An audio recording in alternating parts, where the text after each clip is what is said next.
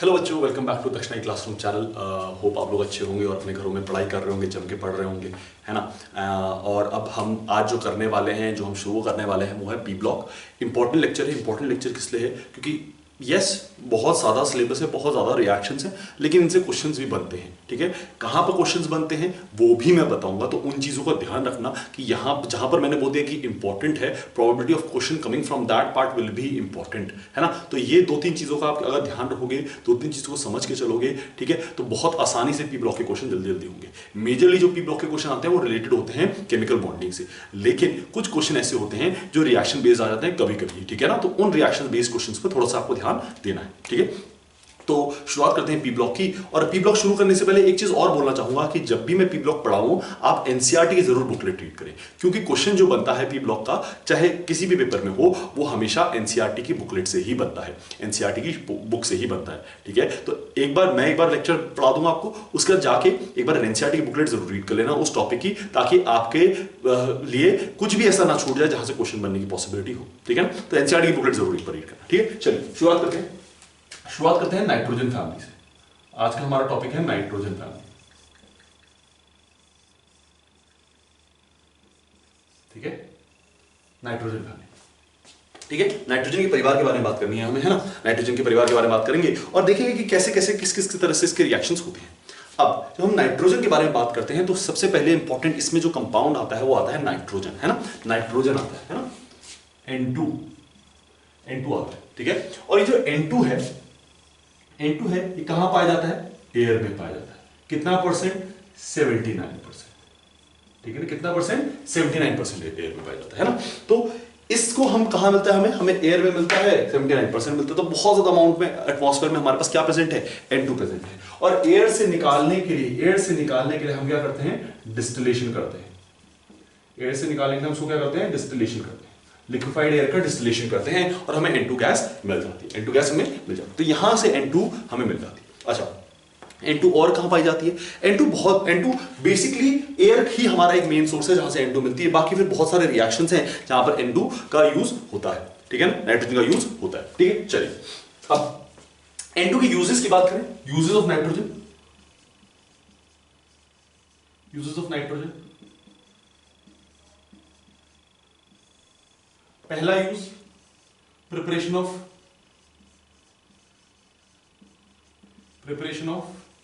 NH3। NH3 की preparation में काम आती है ना। ये तो सबको पता है, NH3 की प्रिपरेशन में काम आती है N2। एंड यहां पर कैसे बनती है? Haber's process. तो आपका सिंपल है, N2 + H2 gives us 2NH3। ये बहुत सिंपल रिएक्शन है, बहुत रेयरली इससे क्वेश्चन पूछा जाता है क्योंकि बहुत बार पूछ लिया गया है। तो ये रिएक्शन कोई ऐसा खास इंपॉर्टेंट है, ठीक है। सेकेंड, और कहां होता है N2? और कहां होती है N2? ठीक है। N2 इनर्ट एटमॉस्फेयर क्रिएट करने में यूज होती है। इनर्ट एटमॉस्फेयर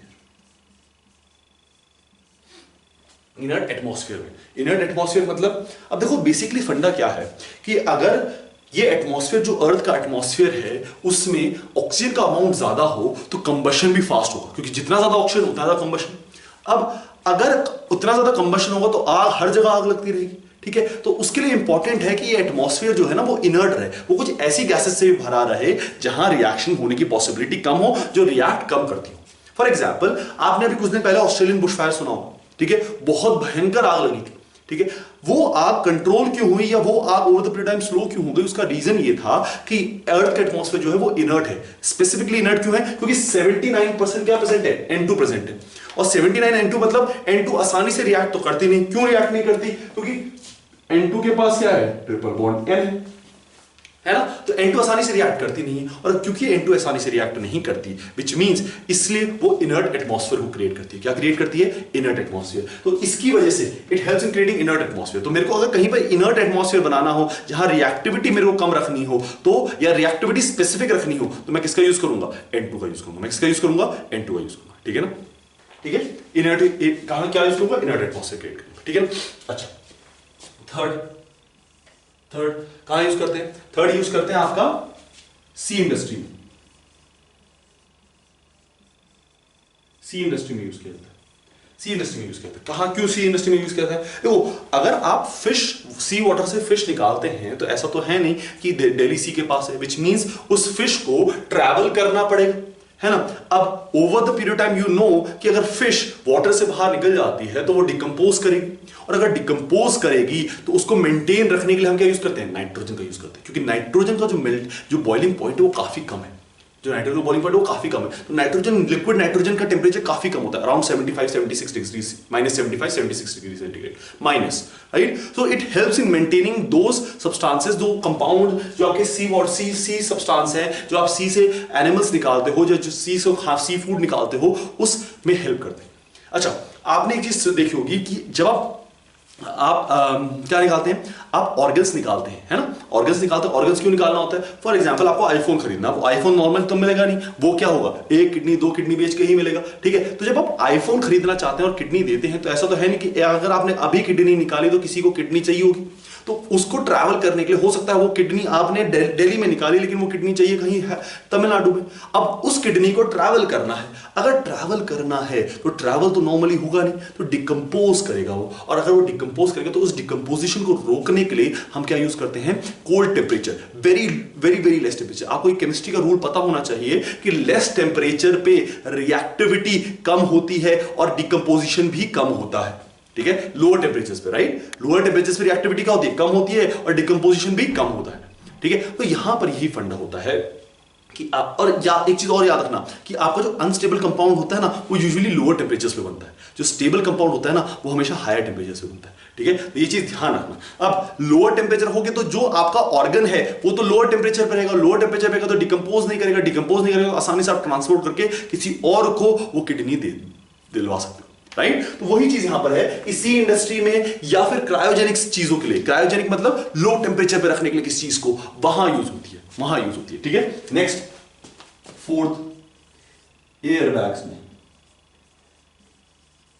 एयरबैग्स में यूज किया जाता है। एयरबैग्स में क्या है, एयरबैग्स में यूज किया जाता है सोडियम असाइड, NaN3। अब ये एक ऐसा कंपाउंड है जो बहुत जल्दी डिकम्पोज करता है, ऐसा कंपाउंड है जो बहुत जल्दी डिकम्पोज करता है। तो होगा क्या, जब सोडियम अजाइड रिएक्ट करेगा तो बनाता है Na+N2, Na+N2, जो सोडियम अजाइड रिएक्ट करता है क्या बनाता है, Na+N2। अब होगा क्या, देखो गाड़ी ट्रैवल कर रही है, गाड़ी ट्रैवल कर रही है और एकदम से कहीं पर एक्सीडेंट होता है। जब वो एक्सीडेंट होगा तो ये एयरबैग्स हैं गाड़ी में लगे होते हैं, कहां लगे होते हैं, कार में लगे होते हैं। तो जब वो एक्सीडेंट करेगा तो क्या होगा, एकदम से गाड़ी हिट करेगी, जब वो हिट करेगी तो ये रिएक्शन प्रोसीड करेगा, जब ये रिएक्शन प्रोसीड करेगा तो क्या आएगा, N2 गैस निकलेगी, और जब वो N2 गैस निकलेगी तो सामने से क्या आएगा, एक बैलून टाइप का या एक कुशन टाइप का बाहर निकलेगा जिसमें N2 गैस भरी होगी। और क्योंकि अब देखो इसमें फिजिक्स भी लगती है, फिजिक्स कैसे लगती है, मान लो गाड़ी ट्रैवल कर रही है तो अपर बॉडी का मोमेंटम कैसा रहेगा, आगे की तरफ, मान लो इस तरफ गाड़ी ट्रैवल कर रही है तो अपर बॉडी का मोमेंटम कैसा है, फॉरवर्ड ही रहेगा, until unless an external forces applied on it, momentum तो वही रहेगा, क्योंकि टच में तो लोअर बॉडी पार्ट है, ठीक है। अब क्योंकि मोमेंटम आगे है तो अगर एक्सीडेंट होता है तो एकदम से ब्रेक लगा, मोमेंटम फिर भी आगे, तो आपके लगने की चांसेस ज्यादा है, और head injuries are the most severe injuries. तो उसको प्रोटेक्ट करने के लिए हम एयरबैग्स का यूज करते हैं। एयरबैग्स क्या करते हैं, जैसे ही एक्सीडेंट होता है ये रिएक्शन जल्दी से होता है, और रिएक्शन होने की वजह से Na तो अलग हो जाता है लेकिन N2 गैस निकल जाती है। अब N2 गैस निकलती है तो N2 गैस क्या निकलती है, उस बैलून में निकलती है, उस एयरबैग में निकलती है। अब वो एयरबैग एकदम से बाहर की तरफ निकलता है, और जो इंसान है जब वो गिर रहा है या उसका लगने वाला है तो वो एयरबैग पे लगता है, तो एयरबैग की वजह से उसको कुशनिंग मिल जाती है और उसको चोट नहीं लगती। एयरबैग की वजह से क्या मिल जाती है, उसको कुशनिंग और उसको चोट नहीं लगती। इस वजह से एयरबैग्स में हम ये रिएक्शन यूज करते हैं, अजाइड, सोडियम अजाइड का रिएक्शन, जहां पर N2 गैस रिलीज हो रही है, ठीक है। तो आपके पास जो नाइट्रोजन के यूजेस हैं बहुत सारे यूजेस हैं, preparation of NH3, inert atmosphere create करने में, सी इंडस्ट्री में, एयरबैग्स में बहुत जगह यूज किया जाता है नाइट्रोजन को, and it is a very important compound and element in human life, क्योंकि नाइट्रोजन का यूज आपको ही पता है, नाइट्रोजन फिक्सेशन में यूज होगा, ठीक है, राइजोबियम्स में यूज होगा, नाइट्रोबैक्टर्स में यूज होगा, नाइट्रोबैक्टर्स में यूज होगा, है ना, तो यहां यूज किया जाता है, ठीक है ना, एजिडोबैक्टर्स में यूज होगा, तो बहुत जगह नाइट्रोजन यूज होता है, तो वो चीज बहुत इंपॉर्टेंट रोल प्ले करती है। ऑल्सो फर्टिलाइजर्स में यूज होता है नाइट्रोजन, NPK, है ना, तो बहुत इंपॉर्टेंट रोल है नाइट्रोजन का आपकी लाइफ में, ठीक है। चलिए अब आगे बढ़ते हैं।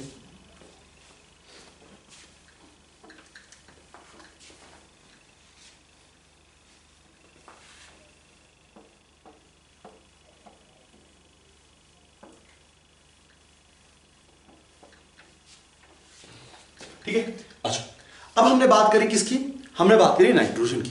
अब इसमें एक और इंपॉर्टेंट कंपाउंड आता है या एलिमेंट आता है जिसका नाम है फास्फोरस।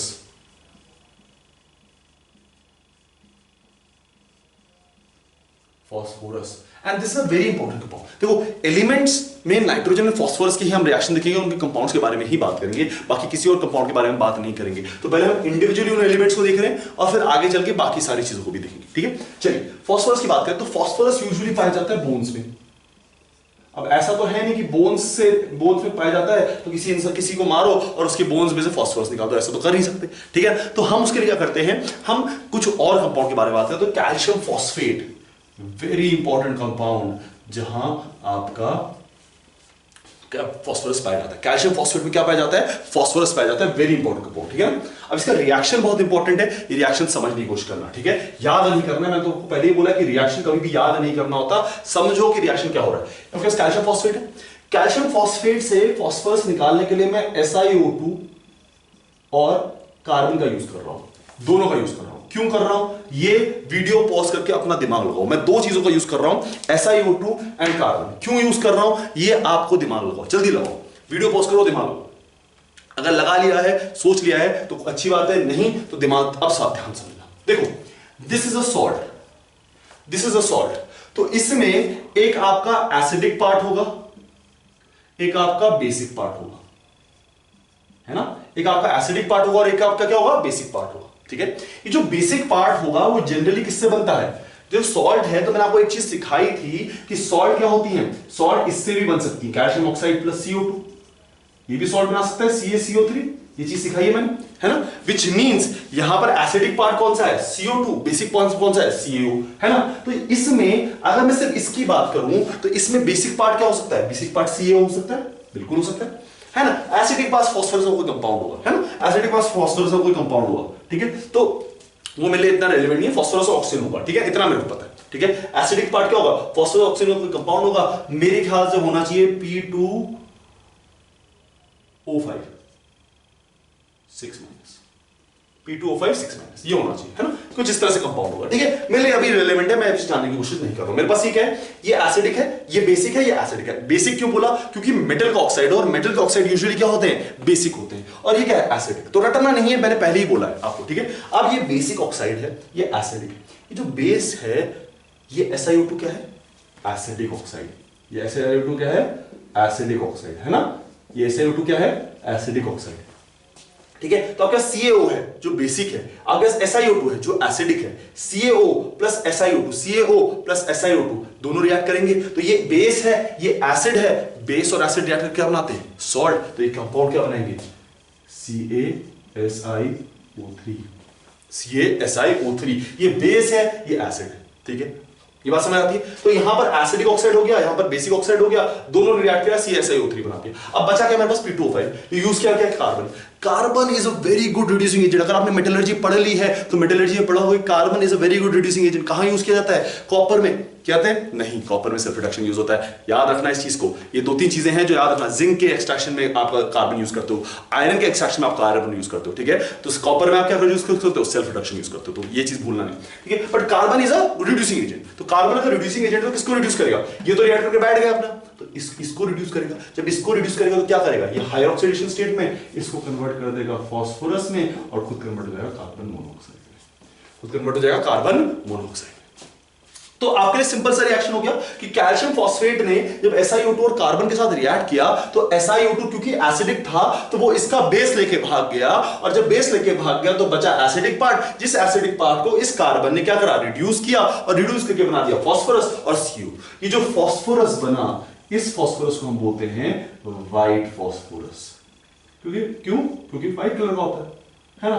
क्यों बोलते हैं इसको, क्योंकि किस कलर का होता है, व्हाइट कलर का होता है। इस फास्फोरस क्या बोलते हैं हम, व्हाइट फास्फोरस। तो इस रिएक्शन को याद नहीं करना है, ठीक है।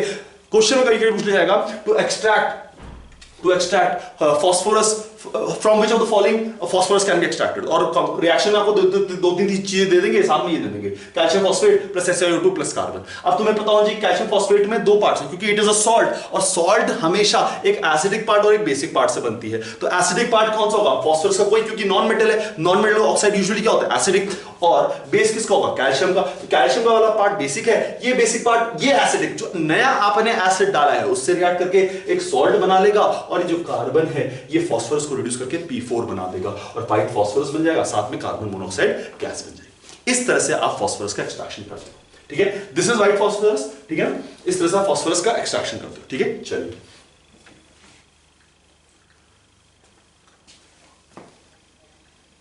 अब मैं जब फास्फोरस के एक्सट्रैक्शन की बात कर रहा हूं बेटा, तो फास्फोरस मैंने यहां से एक्सट्रैक्ट कर लिया। फास्फोरस आपके तीन टाइप के होते हैं, व्हाइट, रेड, ब्लैक। जब थर्मोकेमिस्ट्री पढ़ोगे तो आप एलिमेंटल फास्फोरस व्हाइट फास्फोरस को मारोगे। क्यों? क्योंकि थर्मोकेमिस्ट्री में स्पेसिफिकली ये चीज बोली जाती है कि व्हाइट फास्फोरस जो है, देखो स्टेबल तो व्हाइट फास्फोरस नहीं है, स्टेबल व्हाइट फास्फोरस नहीं है, लेकिन व्हाइट फास्फोरस तो क्यों माना जाता है थर्मोकेमिस्ट्री में एलिमेंटल फॉर्म? क्योंकि इसकी अवेलेबिलिटी बहुत ज्यादा है, ठीक है। तो जब हम एलिमेंटल फॉर्म किस चीज को कंसीडर करते हैं ना, दो चीजों को कंसीडर करते हैं, एक स्टेबल फॉर्म, एक उसकी अवेलेबिलिटी। अगर उसकी अवेलेबिलिटी ज्यादा है तो उसको फिर एलिमेंटल फॉर्म कंसीडर कर लेते हैं, जबकि यूजुअली बाकी सब में स्टेबल फॉर्म को कंसीडर किया जाता है, ठीक है। चलिए अब इसमें सबसे इंपॉर्टेंट आपके लिए है व्हाइट और रेड। ब्लैक आपके लिए इंपॉर्टेंट नहीं है, ब्लैक से यूजुअली क्वेश्चन नहीं पूछे जाते, बट व्हाइट और रेड से क्वेश्चन पूछे जाते हैं। तो व्हाइट और रेड को एक बार हम देख लेते हैं। तो व्हाइट फास्फोरस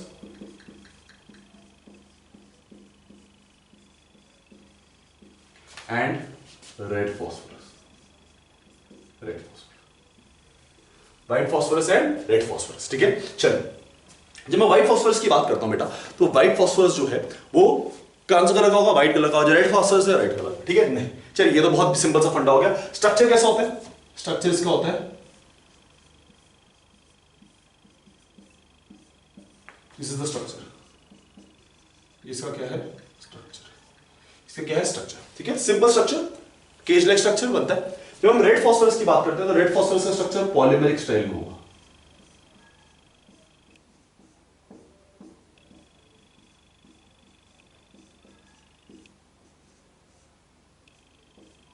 जिस तरह से पॉलीमेरिक स्ट्रक्चर, तो red phosphorus is polymeric, whereas white phosphorus is single cage like structure. ये बात समझ आती है? चलो ठीक है।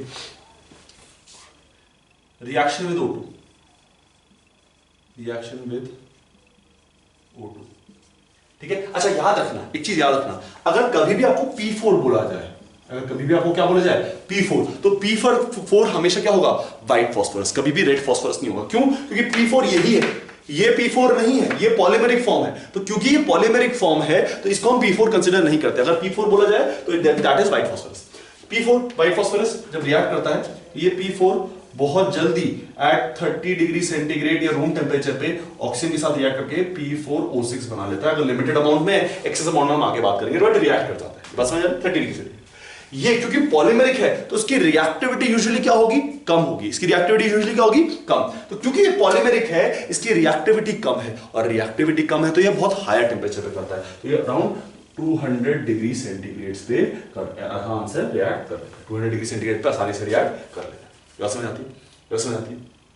ठीक है, बात समझ आती है? तो 200 degree centigrade, 225 degree centigrade higher temperature पे रिएक्ट करता है, लोअर टेम्परेचर पे आसानी से रिएक्ट नहीं करता। ठीक है। अच्छा सॉल्युबिलिटी की बात करें,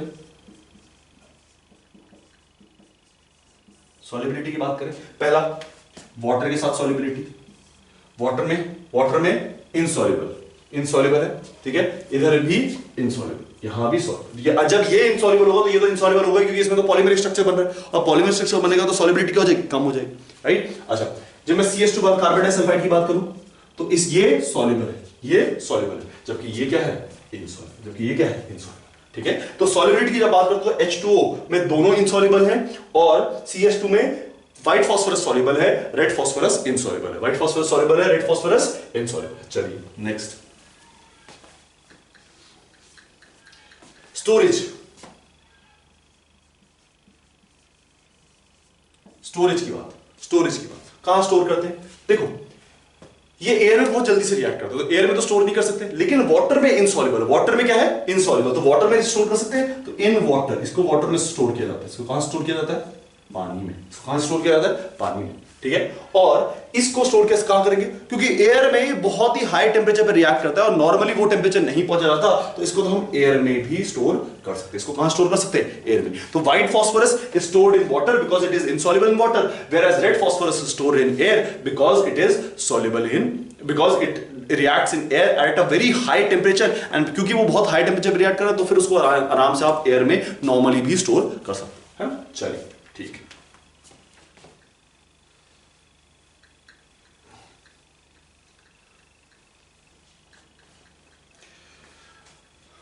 चलिए बेटा अब बात होगी बेटा, हमने देखा कि एलिमेंट्स कैसे बनते हैं, नाइट्रोजन कैसे बनता है, फास्फोरस कैसे बनता है, और हमें कहां से हम नाइट्रोजन और फास्फोरस को एक्सट्रैक्ट कर सकते हैं। ठीक है, ये तो होगी बात बेटा कहां से आप एक्सट्रैक्ट कर सकते हो नाइट्रोजन और फास्फोरस को। अब बात करते हैं हम कुछ इनके जनरल रिएक्शंस की, ये जनरली कैसे रिएक्ट करते हैं विद अदर एलिमेंट्स, एंड उसमें देखेंगे कि क्या क्या चीजें इंपॉर्टेंट कहां पर है, कहां पर हमें क्या किन किन चीजों को ध्यान देना है। ठीक है, शुरुआत करते हैं जनरल रिएक्शन से, है ना, शुरुआत करते हैं हम जनरल रिएक्शन से। ठीक है, चलो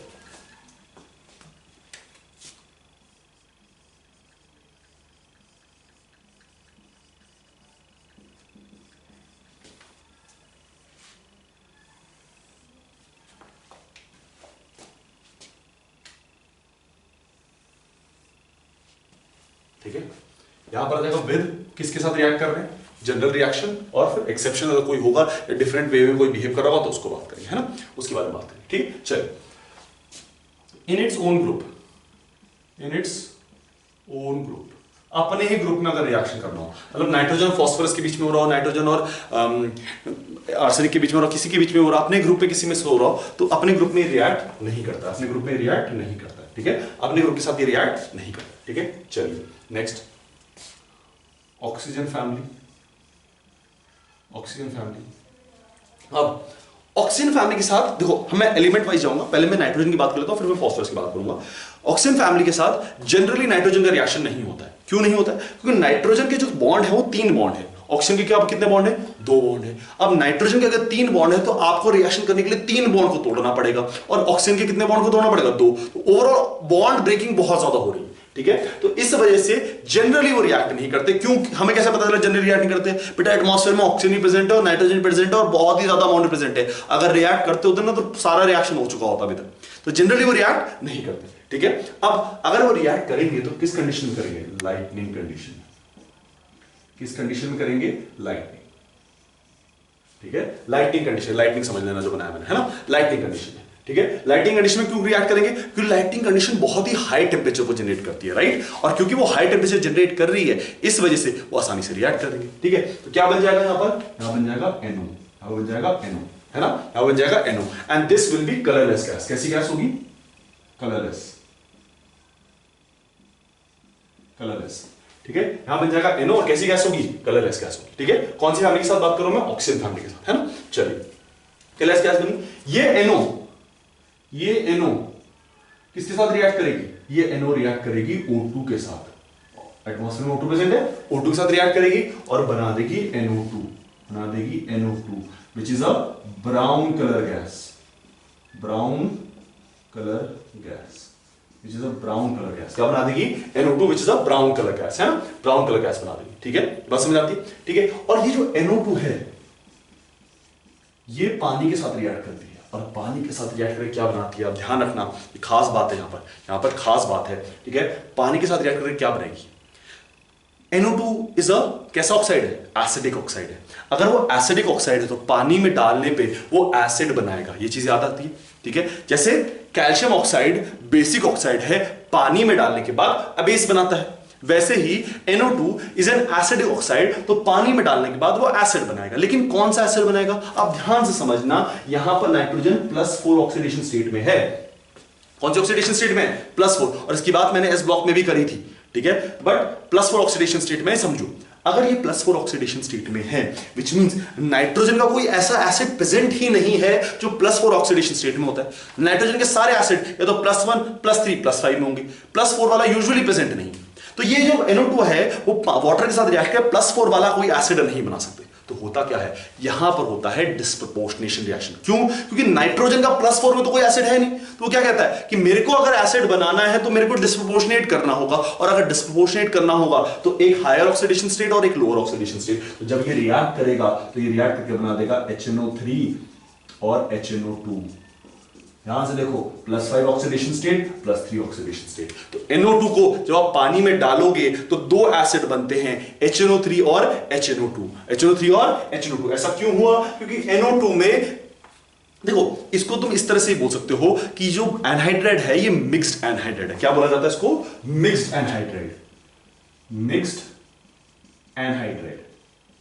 क्यों बोला जाता है मिक्स्ड एनहाइड्रेट? मिक्स्ड का मतलब समझ आता है, एनहाइड्रेट का मतलब समझ आता है, किसी भी चीज से अगर आप पानी को एक्सट्रैक्ट कर दो तो वो एनहाइड्रेट कहलाता है। मिक्स्ड मतलब दो डिफरेंट से बना हुआ आपका जो है, ठीक है, बात समझ आती है। फॉर एग्जाम्पल मान लो आपके पास H2CO3 है, मैं इसको एक्स्ट्रा लिखवा रहा हूं, ठीक है ना, इसको अलग से कंसिडर करके चलना, ठीक है ना, ये अलग से, ठीक है ना, H2CO3 है। अब ये जो H2CO3 है, अगर मैं इससे पानी एक्सट्रैक्ट कर लूं, वाटर एक्सट्रैक्ट कर लूं, ठीक है, अगर से वाटर एक्सट्रैक्ट करूं क्या मिलेगा, CO2। This will be an anhydride of this acid, this will be an anhydride of this acid. ये तो जनरल चीज होगी। अब मिक्स्ड एनहाइड्रेट क्या हुआ, कोई ऐसा एनहाइड्राइड जो दो एसिड के कॉम्बिनेशन से बना हो, कोई ऐसा एनहाइड्राइड जो दो एसिड के कॉम्बिनेशन से बना हो, तो वो कौन सा होगा, HNO3 एंड HNO2। HNO3 और HNO2 के कॉम्बिनेशन क्या बनता है, NO2 बनता है, ठीक है। तो therefore it is known as mixed anhydride, therefore it is known as mixed anhydride. ये बात समझ आती है, ठीक है। क्यों, क्योंकि जब इसको पानी में डालो तो दो एसिड देता है, और अगर दो एसिड दे रहा तो क्या कहलाएगा, मिक्स्ड एनहाइड्रेट। जबकि बाकी सारे एनहाइड्रेट्स को या किसी भी और एनहाइड्रेट को, नॉर्मल एनहाइड्रेट को अगर आप पानी में डालते हो तो क्या देता है, एक एसिड देता है, तो क्या कहलाता है, सिंपल एनहाइड्रेट। क्या कहलाता है, सिंपल एनहाइड्रेट। ये बात समझ आती है, ठीक है। तो O2 फैमिली का रिएक्शन जब N2O2 के साथ हुआ तो NO मिला which is colourless in nature, NO O2 के साथ रिएक्ट किया तो NO2 गैस मिला which is brown colour gas, and उसके बाद NO2 ने वाटर के साथ रिएक्ट किया, क्या बनाया, HNO3 and HNO2 which is, and NO2 will be known as mixed anhydride. Again एक पॉइंट और, this causes acid rain, this causes acid rain. क्यों, एसिड रेन क्या है, वाटर ड्रॉपलेट्स में एसिड डल जाए तो उसको एसिड रेन बोल देते हैं। अब एटमॉस्फेयर में लाइटनिंग हो रही है, कभी ना कभी तो होती है, उसमें NO बनेगी, NO आसानी से ऑक्सीजन के साथ रिएक्ट करके NO2 बनाएगी, और NO2 में जब जैसे ही बारिश होगी, बारिश में भीग के वो क्या बना देगी, HNO3 and HNO2, and therefore it will be known as acid rain. क्या कहलाएगा, एसिड रेन कहलाएगा। बात समझ आती है, बात समझ आती है, ठीक है। तो ये रिएक्शन ऑक्सीजन फैमिली के साथ नाइट्रोजन के, किसके हैं, नाइट्रोजन के, है ना, किसकी रिएक्शन है, नाइट्रोजन की। अब फास्फोरस की बात करूं, अब मैं फास्फोरस की बात करूं, ठीक है, फास्फोरस या बाकी किसी और एलिमेंट की, है ना, बाकी नीचे जितने भी एलिमेंट है सबकी बात करें तो उनको मैं उनको लिख लेता हूं मैं E, उनको क्या लिख लेता हूं मैं E, फास्फोरस के नीचे, ठीक है। कौन कौन से होते हैं,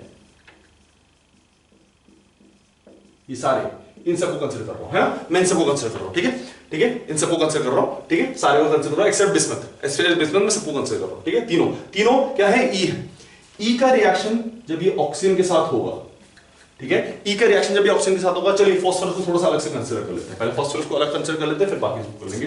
फास्फोरस का रिएक्शन जब O2 के साथ होगा, ठीक है, P4 का रिएक्शन जब O2 के साथ होगा तो ये बनाएगा P4O10, क्या बनाएगा, P4O6, क्या बनाएगा, P4O6। तो लिमिटेड अमाउंट में, जब भी लिमिटेड अमाउंट में होगा तो क्या बनेगा, P4O6। तो यूजुअली जब आपसे क्वेश्चन पूछा जाएगा ना कि P4 is reacting with oxygen, what does it forms, तो याद रखना, अगर उसने लिखा है लिमिटेड अमाउंट तो हमेशा क्या बनेगा, P4O6, और अगर उसने लिखा है एक्सेस अमाउंट तो क्या बनेगा, एक्सेस अमाउंट में क्या बनेगा, O2 और रिएक्ट करेगा, बना देगा P4O10, क्या बना देगा, P4O10। तो लिमिटेड अमाउंट में बन रहा है P4O6 और एक्सेस अमाउंट में क्या बन रहा है, P4O10। अब खास बात ये समझो, अगर वो बोलता है एयर में रिएक्टर है, अगर वो बोलता है एयर में रिएक्टर तो क्या बनाओगे, याद रखो बेटा, एयर में ऑक्सीजन लिमिटेड है। क्यों लिमिटेड है, क्योंकि उसमें मेजर अमाउंट क्या है, नाइट्रोजन, उसमें मेजर अमाउंट क्या है, नाइट्रोजन, और माइनर अमाउंट क्या है, ऑक्सीजन। तो माइनर अमाउंट क्या है, तो उसकी डाइल्यूट हो जाएगा ऑक्सीजन, तो कम अमाउंट में ऑक्सीजन आएगी। तो अगर वो सिर्फ एयर से बोलता है तो एयर में मतलब लिमिटेड मिल रहा है, लिमिटेड मिल रहा है, मतलब क्या बनेगा,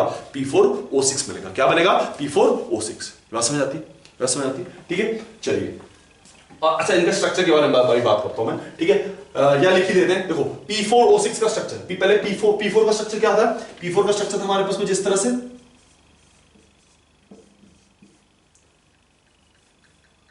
P4 का स्ट्रक्चर कुछ इस तरह से हमारे पास, है ना। अब हर बॉन्ड के बीच में ऑक्सीजन डाल दो, हर बॉन्ड के बीच में एक ऑक्सीजन डाल दो, यहां ऑक्सीजन डाल दो, ठीक है, यहां ऑक्सीजन डाल दो, ठीक है,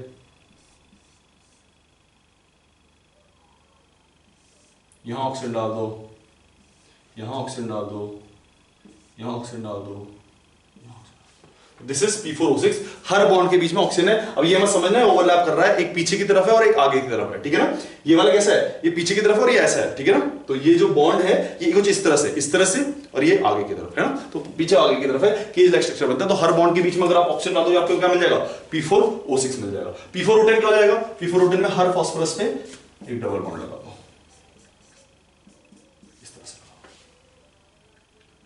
ठीक है ना। P4O10 ये हो जाएगा, ये P4O10 है, दैट इज P4O6, ठीक है ना। इस तरह से रिएक्ट करते हैं, उस तरह से कंपाउंड बनाते हैं, ठीक है। चलिए, क्योंकि बेटा ऑक्सीजन फैमिली की बात, जहां पर इसने इसके साथ रिएक्ट किया, ठीक है। अब यहां पर बाकी भी तो एलिमेंट्स हैं, तो जो बाकी एलिमेंट्स वो कैसे रिएक्ट करते हैं, वो O2 के साथ रिएक्ट करके बनाते हैं E2O6O3 E2O3, ठीक है ना, वो क्या बनाते हैं E2O3। अच्छा एक चीज खास बात और, कभी कभी वो P4O6 से P4O10 नहीं लिखेगा, वो क्या लिखेगा, वो लिखेगा P2O3 एंड P2O5। तो कंसिडर यही करके चलना कि वो इन दोनों की ही बात कर रहा है, वो इन दोनों की ही बात कर रहा है, ठीक है ना। P2O3 लिखेगा तो P4O6 हो जाएगा, P2O5 लिखेगा तो P4O10 लिखेगा, तो जाएगा, बात वो इन दोनों की कर रहा है, ठीक है, कंसिडर करके चलो। चलिए E plus O2 gives us E2O, ठीक है, और आगे अगर ऑक्सीजन रिएक्ट करेगा तो क्या बना देगा, E2O5, ठीक है ना। तो वही चीज कंपाउंड बन रही है। मैंने स्पेसिफिकली क्यों लिखा, क्योंकि ये ना इस फॉर्म में पाए जाते हैं, जबकि फास्फोरस P4 की फॉर्म में पाया जाता है। जो फास्फोरस है वो P4 की फॉर्म में पाया जाता है, जबकि जो बाकी एलिमेंट्स वो E2 की फॉर्म में पाए जाते हैं। क्यों ऐसा हो रहा है, क्योंकि फास्फोरस का जो स्ट्रक्चर है वो केज लाइक स्ट्रक्चर है, जबकि इन सब का स्ट्रक्चर केज लाइक स्ट्रक्चर नहीं है, इस वजह से E2O3 या E2O5 बना सकते हैं। जबकि फास्फोरस हमेशा क्या बनाता है, P4O6 या P4O10। अगर किसी ने P2O3 लिख दिया तो P4O6 कंसीडर करके चलना, P2O5 लिख दिया तो P4O10 कंसीडर करके चलना। बस समझ आती, बस समझ आती, ठीक है। तो ये आपका हो गया क्या, reaction with oxygen family. Oxygen family में सिर्फ ऑक्सीजन के साथ किया है, ऑक्सीजन के साथ किया। चलिए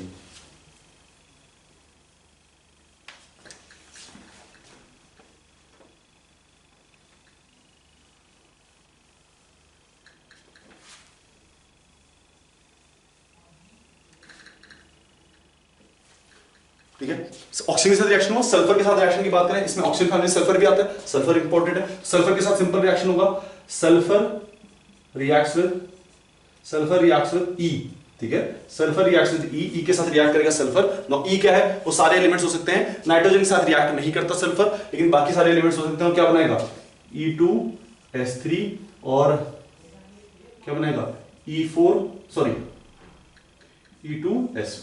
ठीक है, दोनों कंपाउंड बनाएगा E2S3 एंड E2S5, ठीक है। अच्छा फास्फोरस के साथ अगेन वही P4O6 एंड P4O10, ठीक है ना, P4S10, ठीक है, सिमिलर। लेकिन P4 इसका एक कंपाउंड है जो बहुत काम का है, वो है P4S3। ये बहुत ही इंपॉर्टेंट कंपाउंड है P4S3, ठीक है। P4S3 को जब आप सल्फर की प्रेजेंस में डालते हो तो ये P4S6 बना देता है, कोई दिक्कत वाली बात है नहीं, ठीक है। P4S3 क्या होगा, किसी भी 2-3 फास्फोरस बॉन्ड के बीच में सल्फर डाल दो, किसी भी 3 फास्फोरस, आपके पास 4 बॉन्ड है फास्फोरस के, आपके पास ये बॉन्ड्स है फास्फोरस के, किसी भी 3 के बीच में आप सल्फर डाल दो तो P4S3 बन जाएगा। जो P4S3 है, it is used in matchsticks. कहां यूज किया जाता है इसको, मैचस्टिक्स में, ठीक है, मैचस्टिक्स में, ठीक है। मैचस्टिक्स में और क्या यूज किया जाता है, मैचस्टिक्स में यूज किया जाता है एक first something that causes friction, फ्रिक्शनेटिंग एजेंट। तो फ्रिक्शन के लिए एक सब्सटेंस को यूज किया जाता है, समथिंग दैट इज रफ, ठीक है, उसको यूज किया जाता है, फ्रिक्शन क्रिएटिंग एजेंट को यूज किया जाता है। सेकंड थिंग यूज किया जाता है कोई एक ऑक्सीडाइजिंग एजेंट, ऑक्सीडाइजिंग एजेंट जैसे PbO2 and KClO3, PbO2 and KClO3 में से कुछ एक को यूज करेंगे। और एक यूज किया जाता है थर्ड रिड्यूसिंग एजेंट। एक क्या यूज किया जाता है, रिड्यूसिंग एजेंट। अब रिड्यूसिंग एजेंट में कौन है, P4S3। रिड्यूसिंग एजेंट कौन है, P4S3, ठीक है। तो जब आप मैस्टिक्स बना रहे हो तो मैस्टिक्स में 3 कंपोनेंट है, एक जो फ्रिक्शन क्रिएट करे, दूसरा जो ऑक्सीडाइजिंग एजेंट हो, और तीसरा जो रिड्यूसिंग एजेंट हो। जनरली ऑक्सीडाइजिंग एजेंट में PbO2 एंड KClO3 यूज किया जाता है, और रिड्यूसिंग एजेंट के लिए P4S3 का यूज किया जाता है, ठीक है। और यही मैस्टिक्स का कॉम्पोजिशन है, यही मैस्टिक्स का क्या है, कॉम्पोजिशन। बात समझ आती है, ठीक है। तो इस तरह से ये रिएक्शन होगा। दिस इज इंपॉर्टेंट, कभी कभी पेपर में पूछ लेंगे what does a mastic contains, तो याद रखना P4S3 यूज किया जाता है, साथ में उसमें एक फ्रिक्शनेटिंग एजेंट जो फ्रिक्शन क्रिएट करे, जो एनर्जी को जनरेट करे, ठीक है, और एक ऑक्सीडाइजिंग एजेंट PbO2 और KClO3, और एक रिड्यूसिंग एजेंट क्या है आपका P4S3, है ना, इसको यूज करें।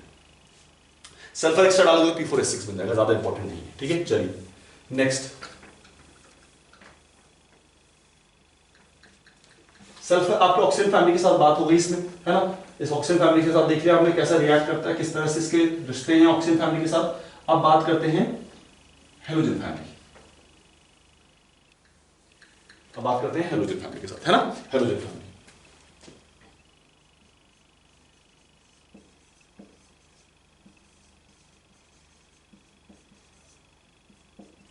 हेलोजन फैमिली के साथ, हेलोजन फैमिली के साथ कैसे रिएक्ट करेगा, सिंपल है। आपके पास E होगा, E प्लस X2। E क्या है, E फास्फोरस से लेकर बिस्मथ तक है, ये 3 मिल सारे, ठीक है, ये है, ठीक है। X2 के साथ रिएक्ट करके क्या बनेगा, EX3, और अगर XS में यूज करोगे तो क्या बनेगा, EX5, है ना। EX3 और EX5 बनाएगा। नाइट्रोजन ये रिएक्शन नहीं दिखाता, नाइट्रोजन ये रिएक्शन नहीं दिखाता, nitrogen does not show this reaction, ठीक है। नाइट्रोजन कभी भी ये रिएक्शन नॉर्मली रिएक्ट नहीं करता है, वो कोई अनटोवर्ड कंडीशन में, बहुत ही हाई कंडीशन में वो रिएक्शन कर सकता है। चांसेस है कि नाइट्रोजन NF3 और NCl3 तो बना देगा, लेकिन NBr3 और Ni3 नहीं बना पाएगा क्योंकि साइज उनका बड़ा हो जाता है, ठीक है। तो बहुत कम चांस है कि वो 3 तक तो जाएगा, वो किस तक जाएगा, 3 तक जाएगा, लेकिन 5 तक नहीं जाएगा, ठीक है ना। NF3 NCl3 बन सकता है, NBr3 भी बन जाएगा, लेकिन बहुत कम पॉसिबिलिटी होगी, और Ni3 की तो और कम पॉसिबिलिटी होती है, लेकिन वो सिर्फ 3 ही फ्लोरीन लगा सकता है या 3 ही क्लोरीन लगा सकता है, उससे ज्यादा नहीं लगा सकता, है ना। ये बात समझ आती है। चलिए ठीक है, ये बात हो गई। चलिए लास्ट रिएक्शन देखिए, इसमें लास्ट रिएक्शन देखिए, लास्ट रिएक्शन है NaOH के साथ रिएक्शन, और ये रिएक्शन मैं एस ब्लॉक में करवा चुका हूं, और ये टर्म क्या था मैंने, इंपॉर्टेंट, ठीक है, इंपॉर्टेंट रिएक्शन टर्म क्या था, NaOH का रिएक्शन P4 के साथ, ठीक है। क्या रिएक्शन है, खुद लिख के देखो एक बार, मेरे स्टूडेंट्स हैं, ठीक है, खुद लिख के देखो कि ये रिएक्शन मैंने क्या लिखवाया था, ठीक है। अगर याद है तो अच्छी बात है, याद नहीं है तो बेटा एस ब्लॉक रिवाइज करना बहुत जरूरी है, ठीक है। तो स्टॉप करो वीडियो को, खुद लिख के देखो, मैं लिख रहा हूं, मैं भी लिख रहा हूं, लेकिन तुम्हारे लिए एक सिंपल सा काम है, वीडियो को 2 मिनट के लिए स्टॉप करना और इस रिएक्शन को लिख के देखना, ठीक है। P4 का रिएक्शन विद NaOH क्या होता है, PH3 डिस्प्रोपोर्शनेशन रिएक्शन होता है। क्या रिएक्शन होता है, disproportionation. PH3 plus NaH2PO2, PH3 plus NaH2PO2, ये this is the reaction that takes place. P4 plus NaOH gives us PH3 plus NaH2PO2, ये रिएक्शन अकर करता है, ठीक है। ये रिएक्शन क्यों इंपॉर्टेंट है, 2 रीजंस की वजह से इंपॉर्टेंट है। एक, थोड़ा डिफरेंट रिएक्शन है, डिफरेंट रिएक्शन कैसे, डिस्प्रोपोर्शनेशन हो रहा है। तो कई बार क्या होता है, वो किस तरह से पूछ लेता है, आउट ऑफ द ऑप्शन में देगा, बोलेगा किसमें फॉस्फीन बन रही है, तो यहां पर एक स्पेसिफिक गैस बन रही है फॉस्फीन, यहां पर स्पेसिफिक गैस बन रही है फॉस्फीन। दूसरा P4 का रिएक्शन है, तो व्हाइट फास्फोरस के साथ रिएक्शन बोल देगा। NaOH का रिएक्शन है, अगेन इंपॉर्टेंट रिएक्शन है, और डिस्प्रोपोर्शनेशन रिएक्शन हो रहा है, इस वजह से और इंपॉर्टेंट हो जाता है। तो बहुत ही इंपॉर्टेंट रिएक्शन है।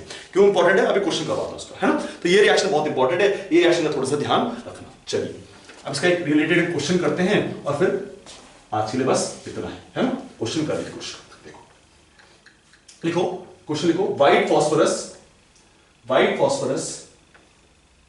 क्वेश्चन लिखो व्हाइट फॉस्फोरस, मैं लिख दूंगा अभी क्वेश्चन, लेकिन अब तक तुम भी लिखो white phosphorus on reaction with, question है आपके पास, क्वेश्चन है आपके पास, white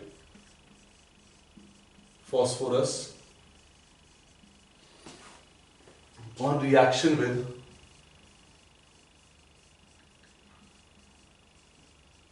white phosphorus on reaction with concentrated NaOH solution, concentrated NaOH solution in an inert atmosphere, in an inert atmosphere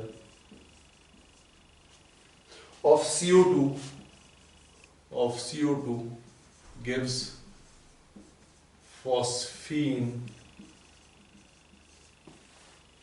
and compound X,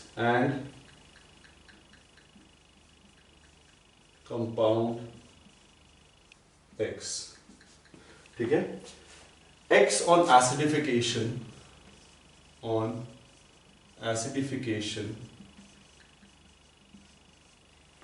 with HCl gives compound Y,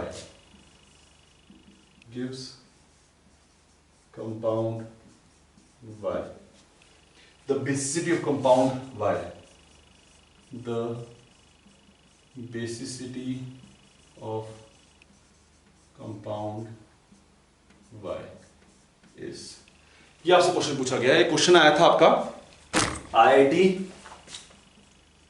JEE mains 2020 जनवरी 8 में आया था।